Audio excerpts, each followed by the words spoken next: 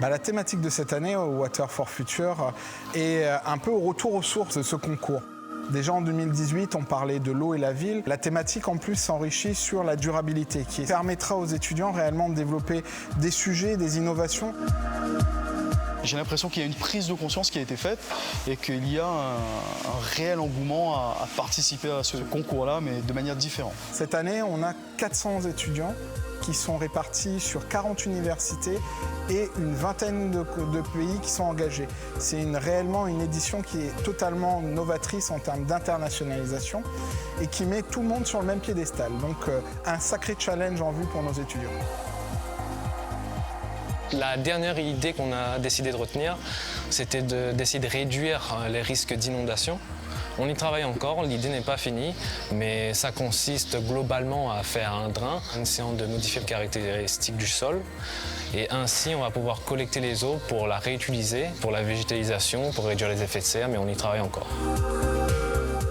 On s'est tapé à suivre, on s'aperçoit d'année en année de ce changement climatique et de la diminution de la ressource. Il faut qu'ils continuent à innover et à axer le développement de leur sujet sur le développement durable. Ce concours peut aider à la prise de conscience. Voilà, on sait très bien que la question de l'eau est importante. Tout le monde en parle, mais on ne fait rien en fait. Voilà, donc il y a des questions de gaspillage d'eau, il y a des questions de raréfaction de l'eau, il y a des questions d'excès également. Et ces étudiants vont montrer à la population réunionnaise comment on peut gérer l'eau, comment on peut économiser l'eau, quelles sont les stratégies qu'on pourrait mettre en place. Que cette problématique elle est intéressante parce qu'aujourd'hui on parle de plus en plus du manque d'eau dans la vie de tous les jours, surtout au vu de la croissance de la population mondiale.